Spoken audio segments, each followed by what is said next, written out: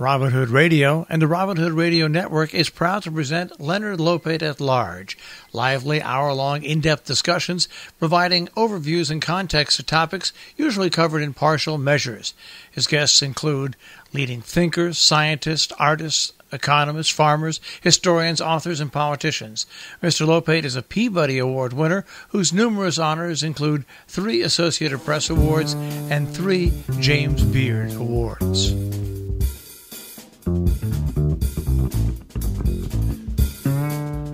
Welcome to Leonard Lopate at Large. I'm Leonard Lopate.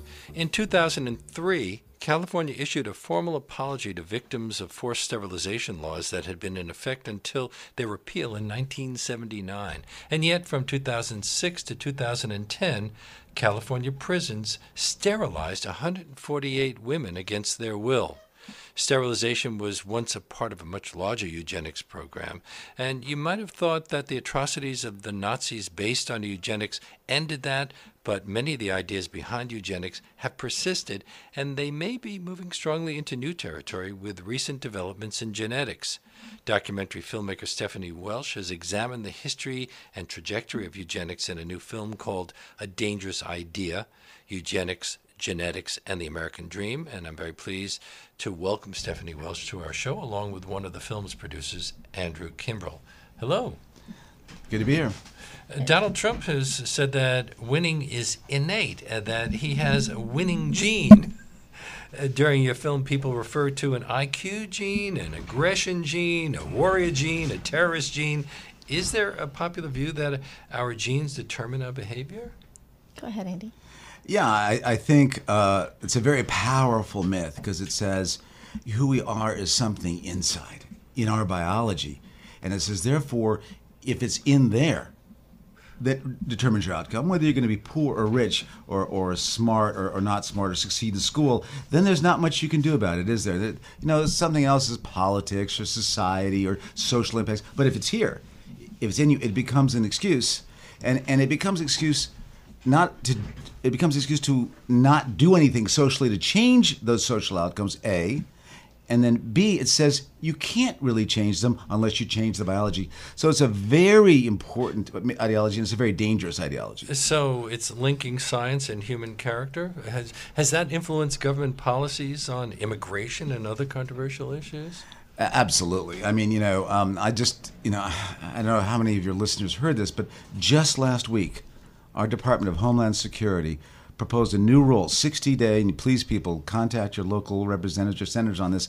They're saying that if you're a legal immigrant, and let me repeat that, if you are a legal immigrant and you use, for your children or yourself, food aid, food stamps, right? If you use Medicaid, if you get housing, that will seriously be a serious detriment to your getting a green card or legal residence. And how does that link to what we're talking about here? Basically, it's saying that if you're an immigrant in this country, a legal immigrant, and you try to feed your children, that means you're not going to get a green card. And underneath it, why would you do that? Why would you say you can't feed your children or pick a green card, you people? Because implicitly, it's saying we don't want more of you. We don't want more of your kind here. It's very rare. It's said sometimes, but it's mostly implicitly. It's social Darwinism. We don't want more of you. We're afraid you're going to take over our country. You're afraid you're going to take over from the whites that were here. So it's really harking back 100 years to the 1924 Immigration Act that said Jews, we don't want you. It said Poles, we don't want you. It said Mediterranean Italians, we don't want you because you're the guys that start these labor strikes. And earlier it had been the Irish. Earlier it had been the Irish, right? But we want the Germans, we want the English, and we want the Nordics, you see? And, Jerry Nadler, who's in the film and loves this film, he just saw it this weekend, he points out that because of that 1924 Act, from 1924 to 1938, 2 million German Jews were not allowed in this country who ended up perishing in the Holocaust. So that shows you these immigration policies have, when we say no to these people who are trying to escape the worst kind of oppression in Latin America or in countries in Asia and Africa, it has real consequences. But Stephanie, it actually started earlier during the so-called progressive era. And as I understand it, in 1907, Indiana became the first place in the world to actually institute forced sterilization. Yes, I mean, when we look at the eugenics movement, going back to 1907 was when the gene concept itself came. 1909, the word gene came about. So the eugenics movement developed in concert with genetics and the rise of genetics at the same time, in the early part of the century around the Gilded Age. And, I mean, for all of the states, I think there are how many states? 33 states that had actual forced sterilization laws in the United States. And, partly the immigrants were a target of that often. And one of the things that when Andy was talking about this history, the 1924 Act was based on eugenic testimony from people like Harry Laughlin and others who came forward and said, we don't want these people in the country for eugenic reasons, specifically because we don't want them to, quote, take over the blood and the genetic. Later, Harry Laughlin actually becomes an apologist for the Nazis. I didn't know that until I saw that in your film. Between 1907 and 1963, over 64,000 people were forcibly sterilized under the eugenic legislations in various states in the United States. Were they all over the country? Yes, it was all over the country. There were many states who didn't institute these laws, and there was a lot of resistance in some cases where people said, no, we don't want this, and stopped it from happening, so that to give them credit. But yeah, it was all over many states across the country, and I think we counted up to 80,000. It's about 80,000. Yeah. And then of course then another wave comes in the 60s. Interestingly, California was the worst. I said 64,000, but we can't really and know. The new figures exactly, now, the new figures they're actually looking at, what really, and 80,000 is the best guess of people who are researching now. Interesting, California was number one with about 30,000 just in California alone, because they wanted California to be the new Eden.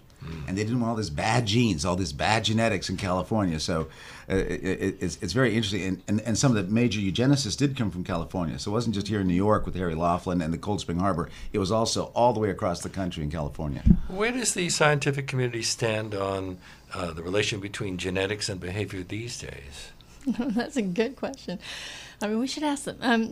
I think across the board. Depends on who you speak to? Well, sometimes many of the studies that you hear about, the genes that you're talking about, the gene for this, the gene for that, one of them, for instance, like the gene for cheating, the cheating gene, or the monogamy gene, or whatever. So a lot of those are based on, first of all, aren't genetic studies at all. They're based on psychological studies, and sometimes not even of humans, psychological studies of prairie voles and things like that.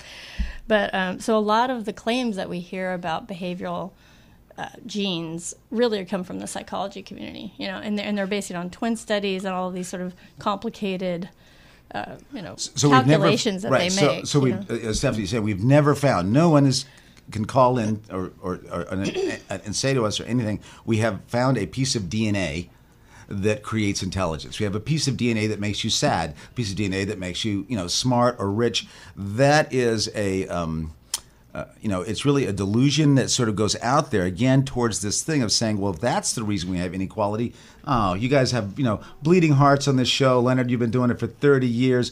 It's so sweet. But the science doesn't tell us that. There's never found a single piece of DNA that has any relationship to human behavior. Well, there was a time when eugenics thinking went into decline. Has it had a resurgence because of the Human Genome Project and things, more current things like CRISPR?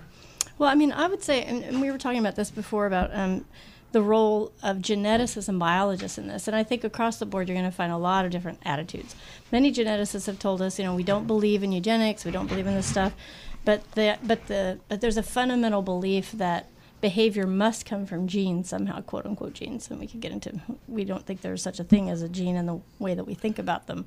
But so I think that there aren't a lot of biologists who are out there making these sorts of claims. But the science, if you believe in DNA and the theory that we've all learned in high school and whatever, you have nowhere else to go. That is where supposedly these sorts of things would come from. So it's very controversial. But don't most people assume that if your parents are smart, you've inherited that, and that's something they've handed down in the genes? Yeah. So the idea was, right. So DNA, we have like 3 billion base pairs of this ACTG, right? And the idea was that certain pieces of that, which code for proteins, the organism uses to make proteins, which makes our bodies and our traits, right? So the idea was we were going to find little things like that. But there is no proteins for intelligence. There are no proteins for being happy or being sad or becoming a septuagenarian philandering billionaire, and president. So there is no. It's a very unscientific way to talk, but they talk that way so the average person thinks, oh, that must be why, and particularly must be why they are like they. It must be why they're in poverty over there. It must be why they don't make it, and of course we do. Now, the British scientist Francis Galton began to promote what became known as eugenics in 1869, 10 years after Darwin published The Origin of Species. Some people have suggested that he was really using it to support British colonialism, the concepts behind British colonialism. That's exactly right. White Europeans bringing culture and intelligence to the people who had bad genes. Yeah, and that's so what happens is that Galton, of course, is Darwin's cousin. And so Darwin, this is not The Origin of the Species, which talks about, plants and animals. Darwin in The Descent of Man, he says, the reason why the whites are taking over? The whites are taking over because we are able to survive in Africa. We are able to survive in Australia. We are able to survive in North America. And you know what's happening to all the natives? They're dying. So he predicted and said this was going to be progress. This will be evolutionary progress that the whites, because they can survive and they're reproducing more, the natives aren't, they would all become extinct. And he saw this as, in The Descent of Man, even Darwin saw this as progress, as evolutionary progress. So it's kind of, Darwin is an amazing, don't get me wrong, amazing scientist, but in this part of his thinking, he followed that late British capitalist, colonialist spirit, and they used this biology to justify that. But now we're seeing a resurgence to some degree. Aren't some scientists and policymakers attributing not just individual behaviors, but broad social trends like inequality to biological determinism? Yeah, Charles Murray, we show him in our movie, and he's asked point blank, is poverty genetic? Point blank. And he says, yes, it is genetic. Those who are above the poverty line have a different genetic makeup than those below. And of course, what a great excuse as we're in the second Gilded Age with more and more inequality saying, we'd love to be equal, but it turns out that it's all in their genes. And so we don't have to. It takes all the responsibility off us to show the political will to try and break down this inequality like they did during the New Deal and the Great Society, breaking down that other myth that was biology. Well, they did a hell of a lot to get rid of poverty, and it had nothing to do with genes. We got rid of 40% of poverty in America in 5 years during the War on Poverty. That had nothing to do with biology. That was social policy. And this is, for the United States to have such an equality when it professes to be a country that's supposed to be encouraging that in some way, there's no other argument that people in power who are saying that's inevitable, it's just the way it is. If you're not making it, quote unquote, as I like to say, if you're not succeeding, if you can't even, feed your family or something, that's somehow your fault. And that inherent in that is that there's something inherent in you. It has nothing to do with the culture that you're growing up in. This is really more nature than nurture. And back in the day with in the Great Society years, this whole view was very prominent when the Great Society, when Johnson and Shriver came up with the programs and were addressing poverty in that way. And they had to actually put out a campaign that says this is not heredity. Yeah. This is circumstances beyond people's control. So Johnson and Sergeant Shriver were, to some degree, going against eugenics thinking, and for a period that lasted. But you mentioned Charles Murray. He and Richard Herrnstein wrote The Bell Curve in 1994. That's after Johnson was president. But they argued that blacks and Latinos tend to be less intelligent based on biology? Well, actually, and the whole title of the book is about class, which got lost in some of the shuffle there about in the controversy, well-deserved controversy about race. But he says basically poor people, that's his main contention, or their main contention in the book, and then added, as he says in a few different chapters, how race also plays a role in that. But he actually says that poor people in general, poor, rich, black, white, But I think this is part of, so we show in the movie, and this is kind of the scoop, And by the way, the release date is today, Leonard. We're so happy to be with you today. Right today is our release date, our VOD. We'll talk later about how people so can excited. get copies of it. So scoop, no, folks, this is to hype up the movie a little bit here. One of the scoops we have that I didn't know, and I've written a book on this many years ago, was that during the Nixon administration, when Nixon came in, there were other eugenic thinkers like Arthur Jensen at the time, very similar to Charles Murray, equally as horrible in many ways. And he claimed that he wasn't a racist. He was just basing this on science. And therefore, since blacks were inferior, that we should just have fewer of them. You know what? That just makes sense. 400,000. Catch this now. Remember that was just 80,000 in the first wave, right? Which we talked about all the way through World War II. From 1971 to 1975, 400,000 Americans were sterilized, either against their will or without proper consent, or threatened they'd lose their welfare payments if they didn't get sterilized. 400,000. Over 40% of Native American women were sterilized. In Puerto Rico, they were sterilized. So it was actually a completely unreported wave of sterilizations because this was Nixon's reaction against the Great Society. I spoke to a woman who had been sterilized when she gave birth to a child. She didn't speak English. And they put papers in front of her and said, sign this paper. And she signed it, not realizing that she was giving them permission to sterilize her. And that was in California, liberal California. Exactly. And that story was one that we had come across as well. I mean, one of the things about the Nixon administration, this time when all of this was taking place, is that this wasn't like it was in the early part of the century where the government was mandating it through the Supreme Court, basically, but filtering through the states into these programs. This was people across the country making the decisions in clinics across the country to sterilize people. They weren't getting direct orders from Nixon and that kind of thing. So it's a very different situation. But the end result was, far worse. But people, doctors, nurses, because they had no guidelines, the Nixon administration had withheld guidelines that would have told people, no, you can't sterilize people who are too young, you can't sterilize without informed consent. And so it was just a free-for-all, basically, for small clinics to decide who's going to, reproduce and who isn't. Well, they'd never allowed war and poverty funds to be used for sterilization before. So Nixon, for the first time in 1971, quietly, in an order that goes out to all the federal clinics, nobody says anything, says, we can now use these funds for sterilization. And they say, okay, now let's get the guidelines out. And the guidelines never emerged. My guest on Leonard Lopate at Large on WBAI New York 99.5 FM today are Andrew Kimbrell, who is producer and co-writer of a new documentary called A Dangerous Idea, Eugenics, Genetics, and American Dream, and Stephanie Welch, who directed the film. And when I looked at some of the names of some of the people who have believed in eugenics over the years, it's kind of shocking. W.E.B. Du Bois, Margaret Sanger, Winston Churchill, more recently Ronald Reagan and Bill Clinton praised Charles Murray. Mm-hmm. Now, Bill Clinton, in fact, when he signed the welfare bill, some people saw that as a kind of an endorsement of eugenics.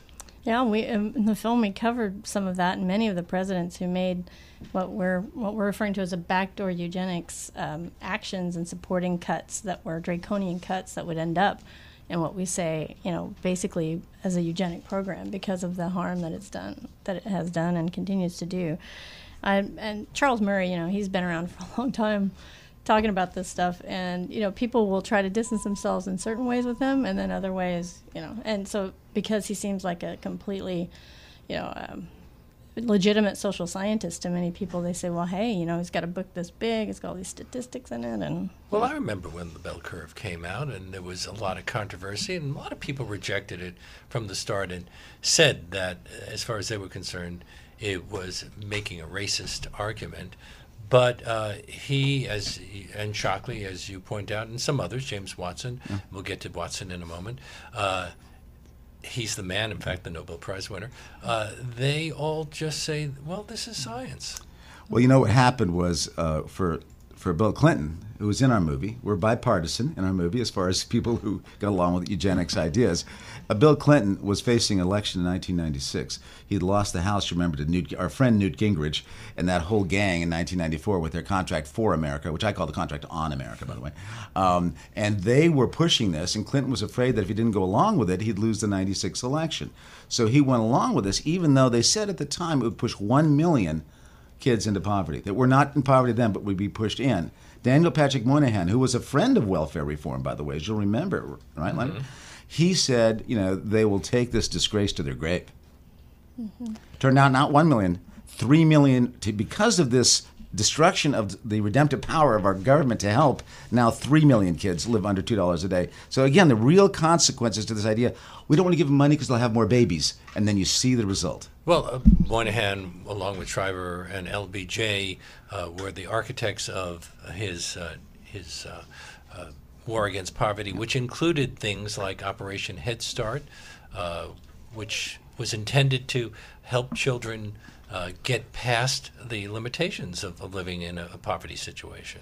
And especially with, Charles How's that Murray. work? Are we still getting, is that still Head being Start funded? is over and over and over again shown to have worked, and that's something that we can see with not only, I guess, in the early days, but even with Charles Murray. He's been going after Head Start forever, and conservatives, because it does actually make a difference in And people's what's lives. Murray's argument against Head Start? Well, they're always trying to flip and spin everything. So usually he says, well, it's supposed to make kids smarter, and all about IQ and all of this kind of stuff, when it's, that's not ever, it's never been the claim that kids' IQs are going to go up. That's not really the point of Head Start to begin with, And first and secondly, like the whole notion of IQ, we have an issue with anyway.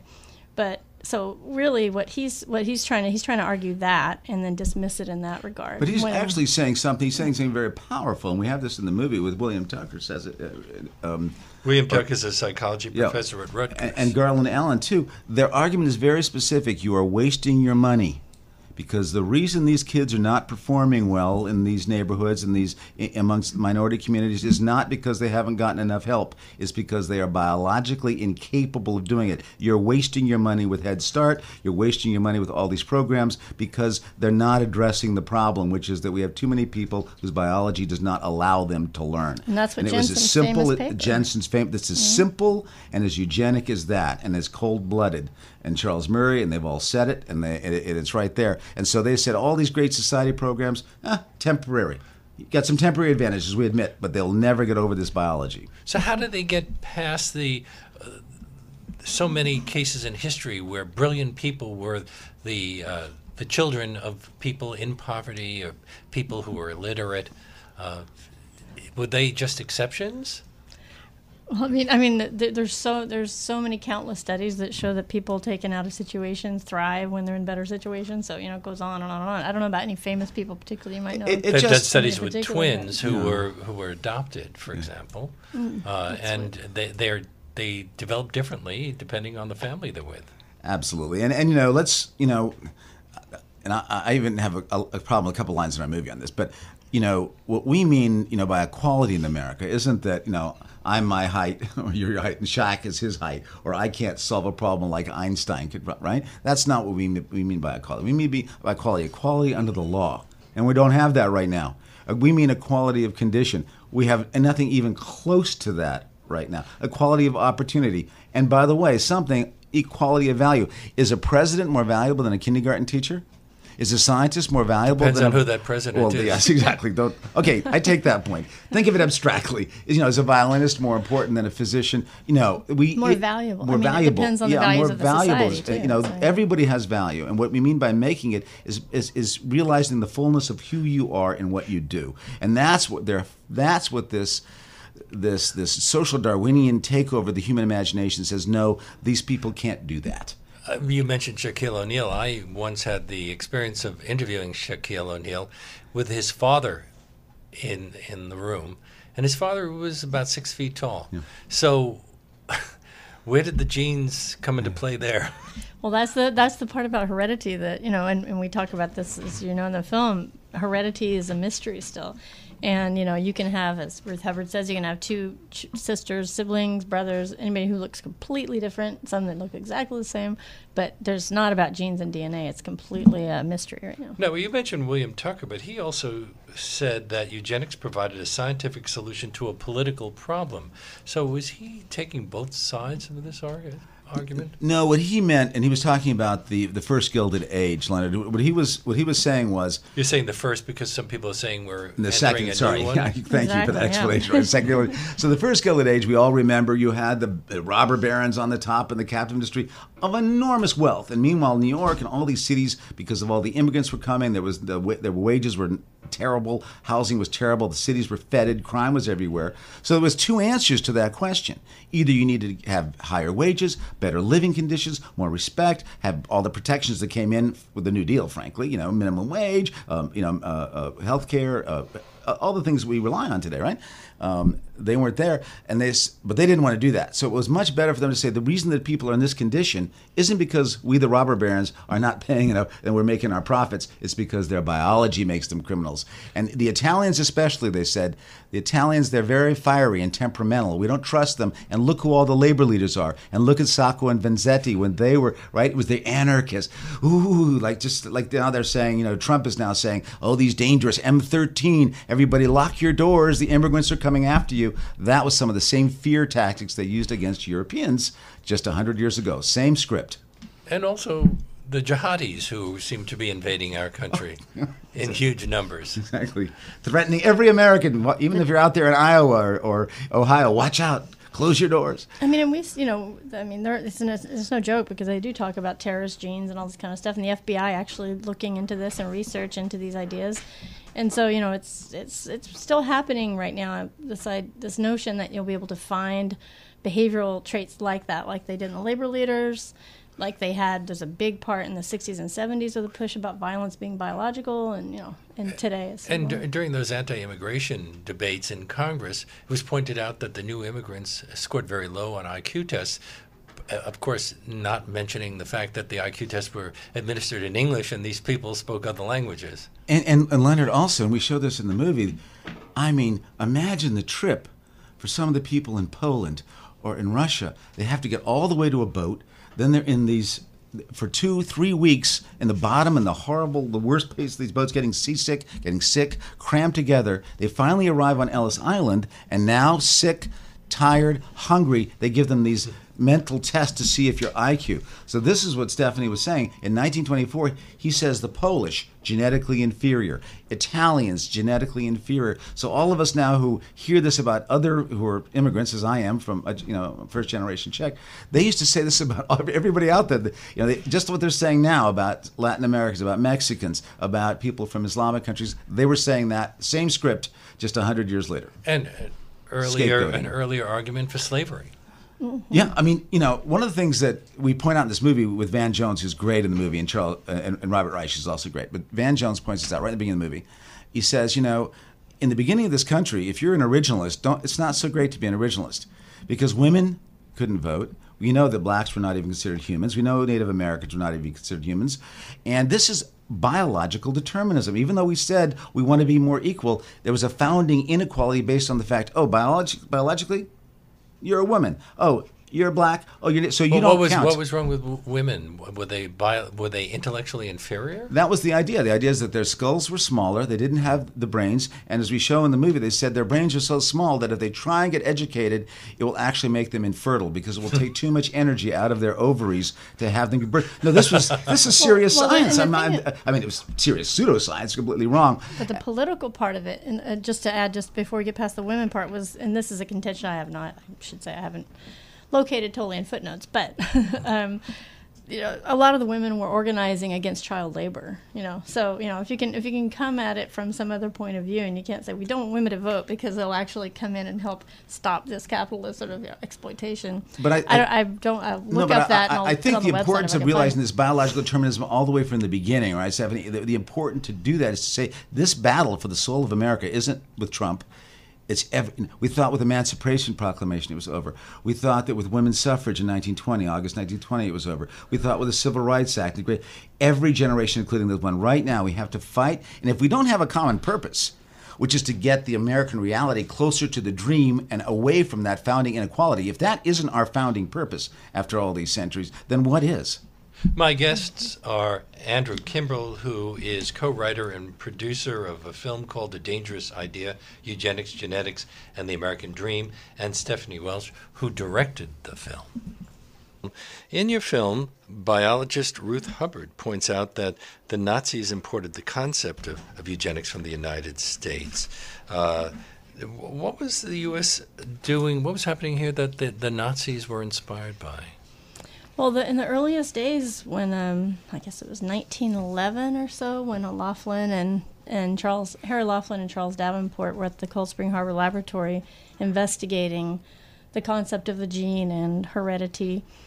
It sort of emerged, and they obviously had an idea of where they're going with this research, and established what became an international eugenics movement at Cold Spring Harbor. So there are a lot of countries who did go as far as the Nazis did, obviously, but did implement their own sorts of eugenics programs based on all of the work that was going on. There were conferences. It was across the board. Politically, people were interested in this. It was a really, really big thing. So when Hitler and the other Nazis got the ideas from here and from these other geneticists, it was fully established by then. But as you pointed out, because we were saying that all these new immigrant groups were inferior, so it would be easy for the Germans to say that the Jews, the Slavs, anybody who was gay, anybody who was gypsies, that they could be sterilized or, in their case, exterminated, simply because it was in the best interests of society.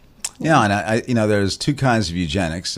There's positive eugenics, which means those that you view are genetically superior, which meant usually the Anglo-Saxon, right? That you want more of them to reproduce. And then there's negative eugenics, saying the people with all that bad genetics, what are you going to do with them? And in 1914, the Carnegie Institute got together Harry Laughlin, who was the Cold Spring Harbor, the animal breeder that was the leader of American eugenics movement. But they brought a lot of others in too, including a guy named Alexis Carrel, who worked, was a very famous guy in medicine and transplantation. And they said, what are we going to do with the bad folks? What do we do with the bad genetics? And they had a number of possible things to do with them. Some said, let's just continue the laissez-faire thing. They'll die off if we don't give them any aid from government. They'll die off. And they said that'll take too long. Other people said euthanasia. Let's literally put them in. Let's just kill them, and especially children. Let's just let some of the children die. And that was seriously thought of. Then they said no, we're not going to do that. And that's when they said, you know what, sterilization and immigration. Those are the two ways we're going to do it. So we want the good. They had the better family fitter families contests all over the country. They said if you're fit, reproduce, go like crazy. If you're not, then we're going to use sterilization for those who are here and immigration to stop those bad genes from coming in. So that was the strategy that they had. And when Hitler came in, he said, positive, we want all the Nordic types of things. And he said, look at the Americans. And he took his law from the Harry Laughlin law, and Harry Laughlin actually got a degree from Heidelberg University, honorary degree for his work in cleaning up racial characteristics from Hitler. Effort too. One of the anti-eugenics activists in your film is an African-American woman named Elaine Riddick, who was raped when she was an adolescent, and that was ignored. She was sterilized because when she gave birth because they had labeled her promiscuous. Now, I suspect that the fact that she was young and black played a role in that decision.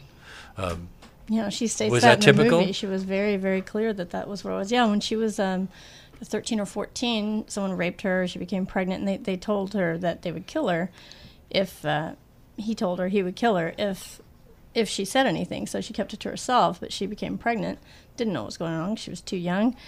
And the social worker noticed that she was pregnant, assumed she was promiscuous, and since she couldn't talk about it, decided that they, once she did go ahead and deliver her child, this amazing young man, who's her son, and then sterilized her without her knowledge. She didn't even know she was sterilized until she was 19 or 20 years old when she was trying to have children. Why do you think, since we see through this, why do you think it's making a resurgence? In 2009, Gregory Mankiw? M-A-N-K-I-W, who's a Harvard economist and former advisor to George Bush, and Mitt Romney wrote, "Smart parents make more money and pass those good genes on to their offspring." He's an economist, not a biologist. Are social scientists simply misreading what biologists are saying?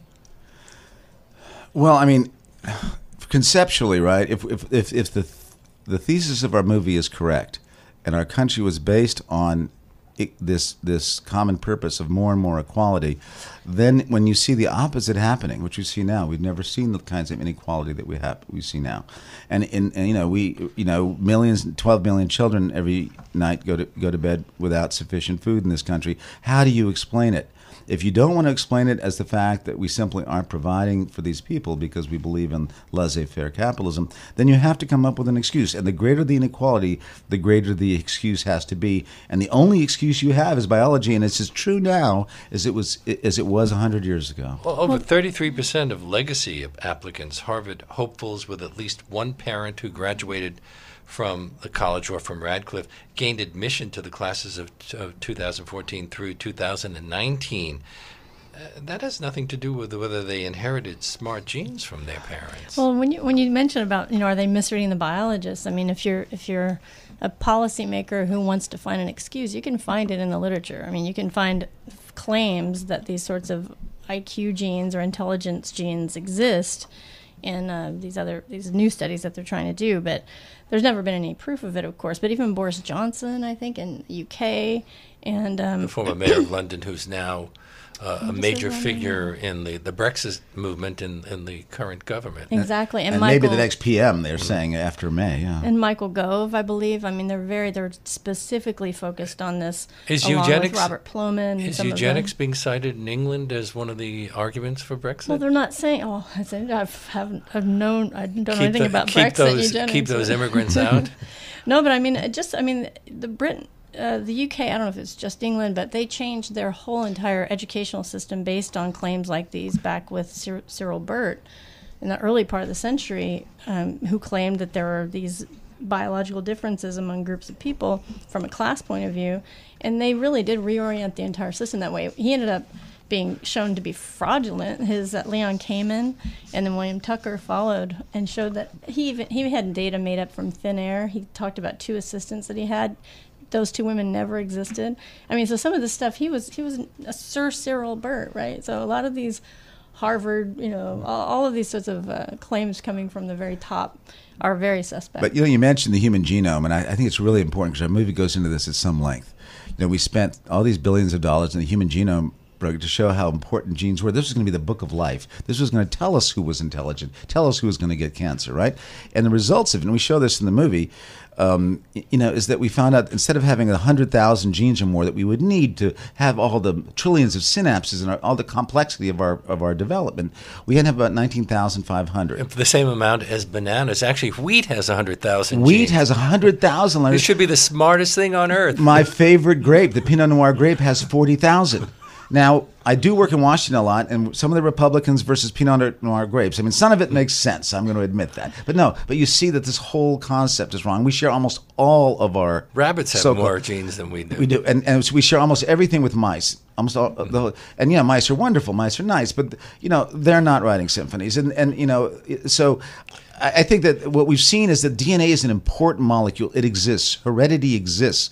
But the idea that DNA or any particular single element is responsible for who we are, that's what we exposed in the movie. And we wanted to take down the science, Leonard, for a real reason, because the other side, Charles Murray, and they always try and use the science for their argument. We wanted to say there is no basis, there is no scientific basis for racism, there's no scientific basis for anyone looking at somebody else and saying, you are inferior. None. Don't some scientists argue that they can sequence our genome and then predict our behavior or a path through life based on that? Now there's talk about actually changing the order of the genes. What would that do? Well, that's what, when we're talking about what we're exposing in the film, we show that it's impossible that CRISPR and genetic engineering, which Andy's written about for 30, 25 years has always been a dream of many geneticists. And they've never been able to pull it off, and there's a reason for that, and we show that in the film. This whole concept of a gene, this idea that you could take a piece of DNA and put it into another creature or another egg or whatever they're trying to do is a misnomer. It's just not happening.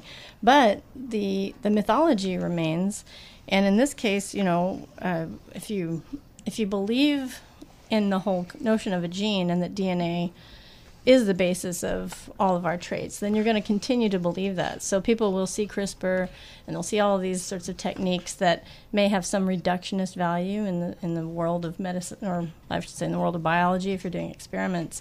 But at this point, they're not going to be creating any super babies anytime soon. And one of the Human Genome Project's architects, Craig Venter, says that the number of genes in humans supports the notion that we are not hardwired. Yeah. But a key figure throughout your film is a very important man, one of the men responsible for a major breakthrough in 20th century science, James Watson, who, with James Crick, won Nobels for identifying the structure of DNA. And he seems to be a strong defender of eugenics.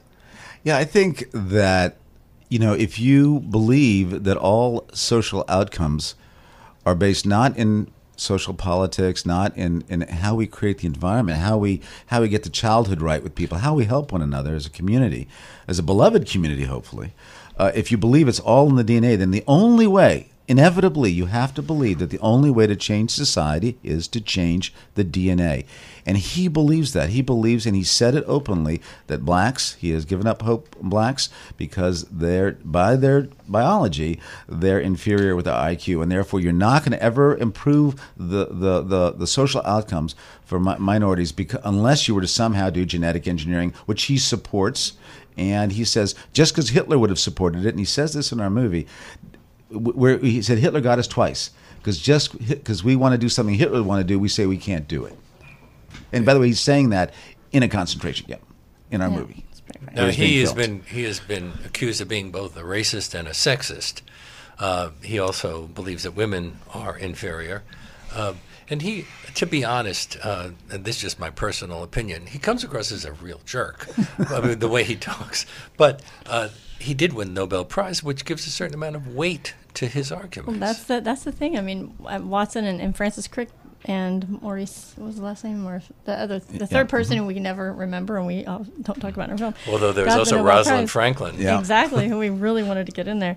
But yeah, the Nobel Prize offers them this certain authority. But it's interesting because Watson, over and over throughout the years, has been saying this for a long time. And he hasn't really gotten that much attention about it. I think our film is, we go after him specifically, I think, because he has this iconic, place in our biology and history books. But, it's interesting that people didn't go after him a little sooner, because he's been talking the same way he's been talking for decades now. I'm speaking to Stephanie Welch, who directed a film called The Dangerous Idea, Eugenics, Genetics, and the American Dream, and with Andrew Kimbrell, who produced and co-produced and co-wrote the film. This is Leonard Lopate at Large on WBAI New York, 99.5 FM. We're running out of time, and I wanted to get to the whole business of lead paint. You have a major sequence in your film about lead paint and how that plays into this story. Yes, there was a young man who came across this story through a researcher that Andy knew, and she presented this news story about a young man in Milwaukee. His name is Stephen Thomas. He was poisoned by lead at a young age, went through chelation therapy, and ended up with some detrimental learning disabilities. And so, because of the state laws at the time allowed his family to sue the entire lead pigment industry, they came at them with everything they had because of the precedent that it would have set. So they said, you caused this damage to our child, and their argument was, no, it wasn't the lead. Even if he had been lead poisoned, your family has bad IQ genes. And they dug up report cards, they dug up IQ tests of his parents, and went to cousins and half-sisters and all that, anything that they could do. And there's a woman who represents them in the film as a supposed scientist who claims that this is true because of the data that she gathered. And as you'll find out in the film, they win. The lead industry Even wins. though we've known about the danger of lead for decades? Yeah, and so I think, it was an example of a strategy. What they're saying is it doesn't make any difference if the lead destroyed his brain because he wasn't going to be anything anyway because of his bad genes. I mean, that literally is their defense. And they've been using it all across the country. This isn't just one case, because imagine the billions of dollars that they would have to pay out if they're going to clean up all those homes, if they're going to make these homes safe for our children, millions of children. So now, you know more about this case than I do, I think, Stephanie. In California, she actually won.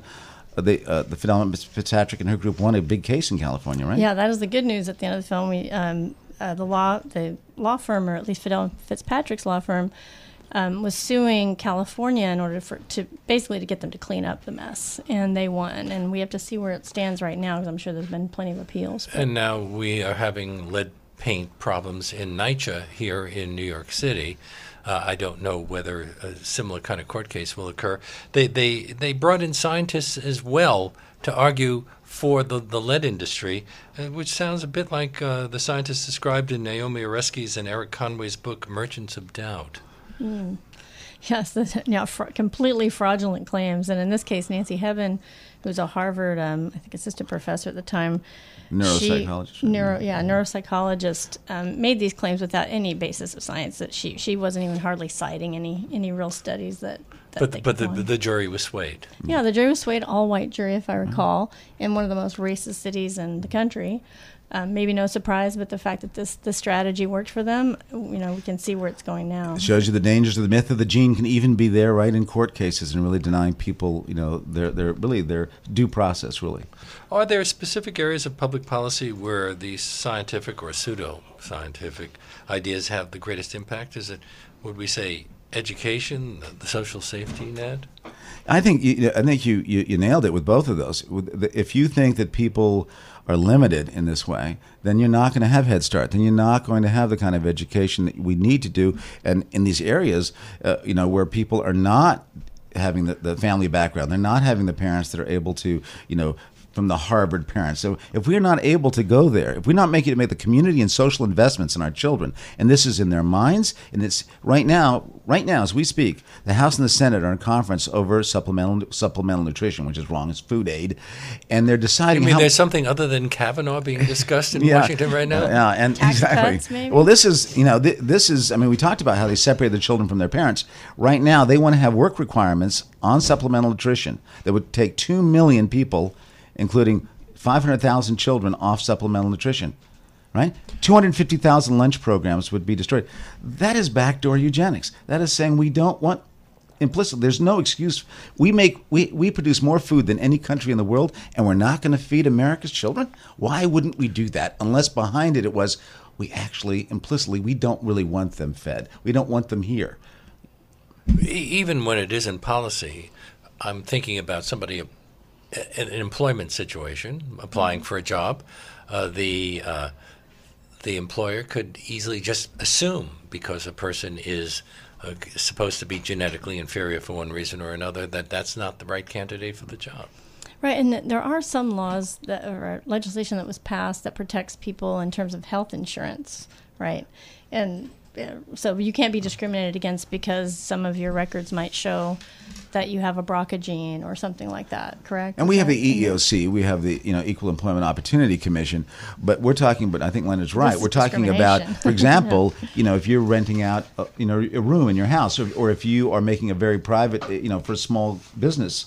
You can make all sorts of decisions that are not obvious in this way, but renting a place. Renting a place, you'll say, you know what, I think I'm gonna, and and I want to just give shout out to Mary R. Morgan, because this movie was really a consensus of three creators. I should have mentioned her name. Along with our, by the way, along with a lot of great people who worked with us. But the three of us really made this together. And Mary R. Morgan always says that we also, those of us who made this film and those of us who watch it, we better look into our own hearts, into our own minds. When you pass that homeless person in the street, when you drive through some parts of Brooklyn where we are right now, are you saying somewhere deep in your own mind, they're probably there, because they're not quite right biologically. You know, how much of this is even seeped into those of us who've done this movie and have spent our whole lives, as I know that everybody in this room has, you know, to fight that. So it's a good thing to examine our own in each of us as we examine it out in society as well. Okay, so I think a lot of people who've been listening have decided that they want to see the film. Hope so. I know I thought it was really powerful. How can they get it? Well, you can. You say today's the release date? They can actually leave in a few minutes and go to Cinema Village at 22 East 12th Street. Here we're playing four times a day through Thursday. So the last show is 9:05 on Thursday night. So you can see it on the big screen, which is how we would love for you to be able to see it and support Cinema Village and support the film that way. And then today is our official release of the DVD and VOD. So you can go to our website, adangerousIdeaFilm.com, and go to watch the film, buy the film. You'll see links on there to get it on Amazon Prime. You can just go directly to them, iTunes, Google Play. All of those are carrying the film for DVD or streaming. And Bullfrog Distributors is giving it to is selling it to universities and to schools and libraries all across the country. We've been in something like 10 film festivals, and in Europe. We're in 10 countries in Europe, and it's even on broadcast, even Singapore Airlines. So we're trying to get it out, but we need everyone's help. And Passion River is our distributor too, so you can always find more information about them. And we have a couple more screenings coming up this month. One October 15th at the Columbia School of Social Work, and one at October 24th at Hunter College. And you mentioned Europe because eugenics has played a major role throughout the history of Europe and probably still does. For example, when we hear of some of the horrors that are taking place in countries like Hungary. Yeah. Or the rise of I've seen so many disturbing films. One I wish I could remember the name of it right now. About the rise of white nationalism in Greece, which is a really good film about that. If you search on that, find the title. But yeah, all over the world, this kind of it's pretty creepy. It's great to scapegoat. It's what Hitler did when he saw all what was going. He said, you know, this isn't the problem of the industrialists. This isn't the problem of a war that was catastrophic. It was the Jews. You know, you remember The Ship of Fools. I love that movie. If people remember it, and the Jewish guy says, it's the bicycle riders. It's all the bicycle riders. All these bicycle riders are destroying our world. And he says, the German Nazi says, why the bicycle riders? He says, why the Jews? But you need a scapegoat. So right now, Donald Trump's being very brilliant, getting all this anger about what's happening in Middle America because of trade agreements, legitimately. But he's saying it's not the problem of Wall Street. It's not the problem of the corporations. It's these immigrants. It's a brilliant way to deflect the anger from where it should go to immigrants. And it's very dangerous because it really does. We've seen with Hitler, we've seen how far this can go. So it is truly not just, bad biology. It's dangerous. But you would have thought after Hitler that all of this would have just gone away. Instead, it lingers because it rationalizes things that people want to rationalize. Precisely. I mean, it's age old. It's you can point to any enemy, and then you can immediately say by birth they're different, and therefore, But we've seen with marriage equality, and we've seen with disabilities, we are moving ahead. It's not like they won the battle just because we've had this temporary setback. So many have died, for emancipation, for women's suffrage, for women's rights, for labor rights. This is a long history, and as I said, I think it's our common purpose to continue to see that battle and continue to say we want to make our society closer and closer to that ideal of equality for all and farther and farther away from that founding inequality. And that should be our common purpose, Leonard, I think. And our movie says that. We also have another way that people can see this film. We are offering a DVD of A Dangerous Idea, Eugenics, Genetics, and the American Dream for anyone who makes a $75 contribution to WBAI in the name of Leonard Lopate at large. And you can do that by calling 516-620-3602 or by going to give2wbai.org. That's give and then the number 2, wbai.org. So do it by calling 516-620-3602 or go to that website.